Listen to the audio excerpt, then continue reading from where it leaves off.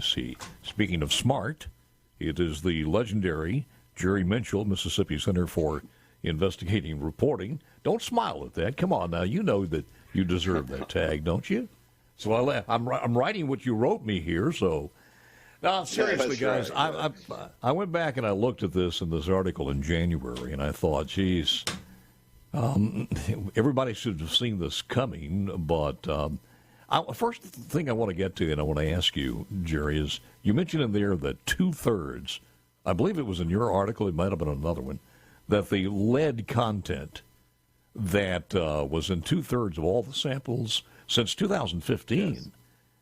Did we ever find out where that lead was coming from? No, I think the presumption is the pipes, because there are a certain number of lead pipes that it's an old system and needs to be updated, obviously. So, yeah, that's the presumption. But to be honest, Paul, we don't know for sure.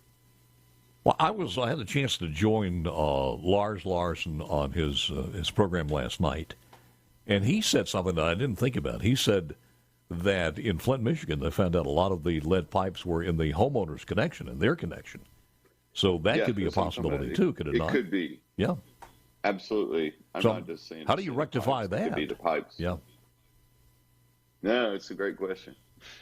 You'd have to replace the homeowner's pipes, that kind of thing, and that would be very difficult on any kind of. But even if you had a small number of homeowners' pipes, it's contaminating the rest of the water.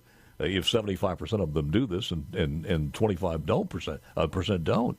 So I mean, it is a daunting, almost insurmountable problem out there.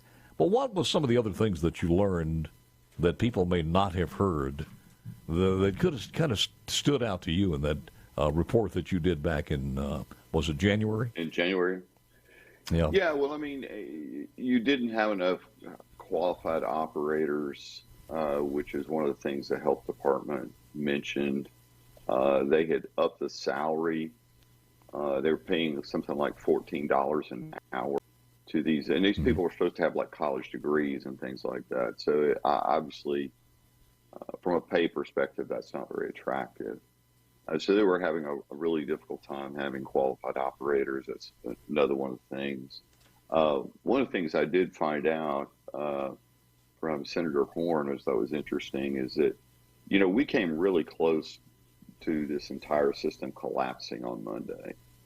And if it had collapsed, it might have taken 2 years to get it back, to get clean, clean drinking water back. Hang on. Explain that when you talk about collapse. I would think that if there's no water coming out of the tap, number one. Number two, you can't flush your toilets. That would be a description of collapse. Well, you're correct, except for, like, let's say all the pumps had gone out completely. Mm-hmm. Then you would have had to start over, so to speak, and then that would have led to that lead time, to try to restore it. They were fortunate enough to keep the pumps working. In other words, not to just completely not work at all. Yeah. In your business, in the news, let's just say in the newspaper business, if the press that you guys are using constantly is breaking down, and you don't have somebody there who knows how to fix it or anything else, you bring in a press expert from somewhere, and they do a complete analysis and tells you, is the press worth fixing up, or do you just got to buy a brand new one going forward? This has been going on for ages now. Why hasn't that been done? Well, do you have any idea? It's a great question, Paul. I mean, there have been a lot of people coming in and so-called experts, et cetera, what needs to be done. But there's really just not been the dedication to fix it, if I've got to be honest, the will, the desire, whoever it is, to come in and go, hey, we really need to fix this. Let's rally the troops. Let's do this. Yeah. You know why, Jerry? Because I got to tell you, you and I, we can relate to this, and I think the rest of the audience can't. Let me give you an idea. If in a smaller town, if they had $10 million and it just fell into their lap to fix something, they could fix whatever they needed to fix. And if all of a sudden the people are clamoring for a new town center with a gazebo and a stage for the town to celebrate different areas and have a park and everything, the center point of the state, and if the mayor looked at this and he had the directives with the city council and they said, no, we're going to fix the sewer, and nobody even sees it being fixed, they have no idea, but they have running water that doesn't have to be boiled. I guarantee you at the next election, they probably would lose because they spent the money elsewhere. And I mean, that's it. They're going to spend it where it does the most political power.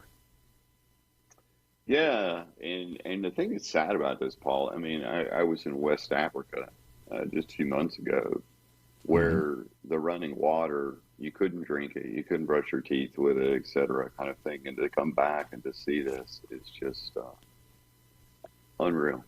Just absolutely. You know, the mindset of the nation when they hear this, and through many different avenues of sports, like with JSU, they get this mindset that it's an entire state of Mississippi. It's just it casts a pall over the entire state of Mississippi. Let me ask you this: through your investigative reporting, do you have any idea of that $42 million that they have, and where they're waiting for them to spend it? Do you know if it's still there? Yeah. As far as I know, I think it's like in a bank account, something like that. Or I don't think it's like they deposited it in their general account or anything like that. This is meant to be spent for this particular project, and it has, yes, but it doesn't have to be spent for that, does it? My understanding. Also, the lieutenant governor said yesterday, water and sewer, spent for infrastructure. Yeah, it has to be. Well, infrastructure is there's a wide terminology for infrastructure. I agree. Though. I agree. I mean, they could pave a couple of streets. My understanding is very little of it has been spent either by the city or the county. That was mentioned in the press conference yesterday. What do you see as happening? Put on your wisdom glasses here. What do you see happening with this? There are about 4 different scenarios that I just mentioned to Senator Frazier, I've heard them, who apparently didn't know a lot about this other than just talking, and I was a little frustrated, to be honest with you. But and he feels like the House and Senate may never agree to the state taking over permanently. But I don't think anybody's talking about permanently. Nobody wants it permanently. Yeah, I think it's pretty obvious that there's going to be a third party in this, like a third party come in and doing this because of the lack of, just a lack of experts and qualified people internally. And I know the mayor yesterday made some mention about really they needed a new plant, and that may be the case. I don't know. But experts need to go in there and assess it and go from there. I think they're just taking this step at a time, get the water pressure up, then get clean water, and then think about more permanently what's going to happen. So if I were predicting, I'd say a third party is going to come into this equation, whoever that third party is. I think that's normal. After a tornado, you want to get the electricity back and the roads open. I understand that. Then you have to have a plan. So that's all in order. But again, you have to start working on a plan immediately too. So when the roads are open, when the water starts flowing, it doesn't stop again. So a little bit more with Jerry Mitchell coming up in a moment or two. Quick break. Spending some time with the Mississippi Center for Investigative Reporting, the one and only Jerry Mitchell. And, you should know, and I want to mention this, Jerry, that there has been an incredible outreach going on in our state and out of our state. I think yesterday we had people reaching from, Perez had, there were several. One was from Pennsylvania who happened to be listed. And looking, what was he asking? Can you give us, who do we send it to? We want to call Amazon. And we want to send some water. And that was not the only one. We've heard of several people out of state. So we have a lot of people who want to help. There are free showers and meals available for residents at Jackson Resource Center, Jackson Water Crisis. The YMCA is offering free showers to the college students at Millsaps and Belhaven and Jackson State. Surrounding cities are having water drives. This morning, the governor is calling out, I think the National Guard will be there, and the National Guard has, I had it here somewhere, 600 guardsmen and 123 vehicles. They'll be distributing water and other and other necessities this morning. So we have a lot of people out there working and helping out. Let's not undermine that. Your thoughts, sir? Oh, absolutely, and I think it's a great thing. It says good things about Mississippi and about the country that we see a need, we do respond. Go back to 2015, and if I'm not, I may be wrong about this, but I think he was the youngest mayor ever elected in Jackson in 2015, and that was Yes. Mayor Lumumba, and he was the mayor then. And in 2015, something else happened. National news was lasered in on a place called Flint, Michigan, because of lead. And if we had some problems at that particular time, and he may have known that at that time, and I'm not sure when the lead factor came in, but we're being told 2015, we found out that 2/3 of the test showed lead here. Then we probably could have attached or attacked that then, because the sensitivity in Flint, Michigan was overwhelming. Well, I mean, it's there's a lot of finger pointing we could do at this point. I mean, I think it's obviously a failure on the point of a lot of people. It shouldn't have come to this. It basically took a almost total collapse for us to kind of wake up and want to do something about this, which is unfortunate. But I have to say, unfortunately, it's typical, isn't it? We don't really get involved until it's a total crisis, sometimes, unfortunately. What do you think this is going to do as far as long lasting? It's already had a devastating impact on the businesses there, but long term, certainly in the restaurant business, it's going to take a long time to rebuild.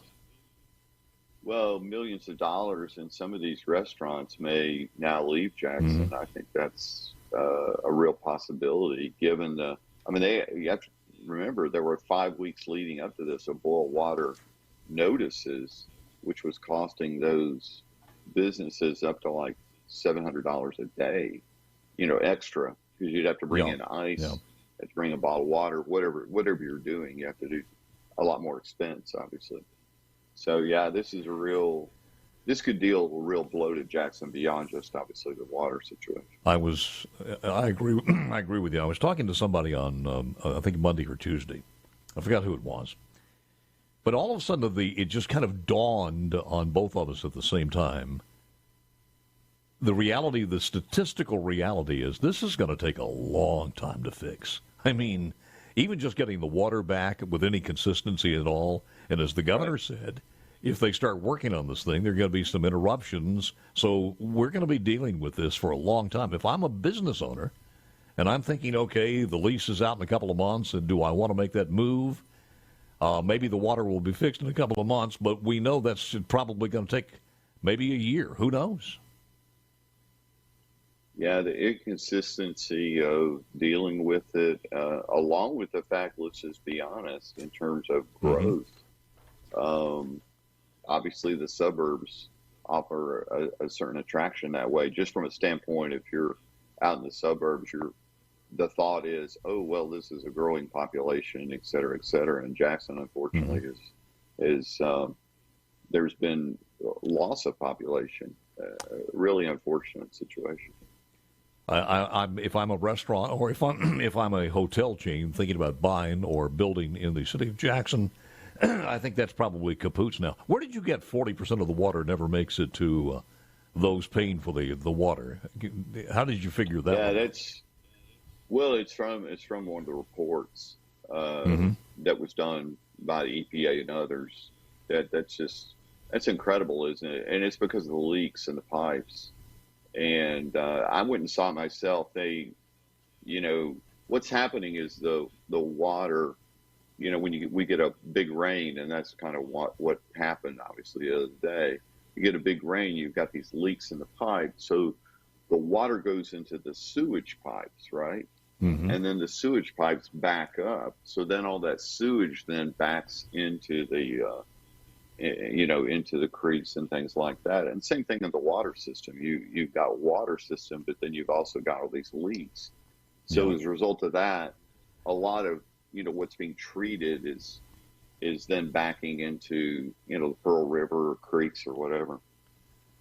And you saw some of the numbers from that, how much of that, how many, literally, was it millions of gallons of raw sewage pouring into, and you know what was the most remarkable thing about that, Jerry, and I don't know if you knew anybody over there, but the most remarkable thing about that is I never heard anything from the people like Louie and the Sierra Club. Never heard anything about that they were worried about the tadpoles or the people or anybody else when that was happening. And it happened multitude of times, but you never heard the Sierra Club say anything. And I just thought that was absolutely amazing. This guy that you interviewed in January, Song, S-O-N-G, I guess it was a guy. Yeah. Did he ever come to Jackson? I talked to him again yesterday. Oh, did you? He is not. He's not, but he's familiar with water situation. He's an expert in water quality treatment. In fact, I talked to him yesterday, and what he told me yesterday was, this is just ridiculous. In the United States of America in 2022, we have people without water. And he's right. I mean, this is, it's crazy that we're in this situation because it should have been dealt with. I wrote about it in January, but it's been written about many, many times, even before that. And it should have been dealt with, and it was never dealt with. That's just what happens when you have a situation it's not dealt with a lot of times. It just blows up. When you start going back to what the EPA said, and I mentioned this during Senator Frazier's interview, when you start seeing what the EPA said in July of this year and you go back to it, it's hard to come and tell the people who vote for leaders, regardless of race, creed, or color, you got to start doing a better job of hiring people to serve you a smarter way. When you start talking about poor administration, lack of staff, that is something that you don't have to take a shovel and dig up. When you talk about finances are in shambles, that goes back to the people at the end of in the mayor's desk. Customer complaints, lack of routine monitoring and maintenance, water and storage tanks isn't recycled, frequent line breaks. All of these things take a cohesive, cogent plan, and he's been as absent as Joe Biden in the White House. So you got to go forward with this guy because he's still going to be mayor. Your final thoughts, sir? Well, I think obviously the situation is going to be dealt with. I do predict there's probably going to be a third party brought into this. The state, MEMA is obviously in charge at this point.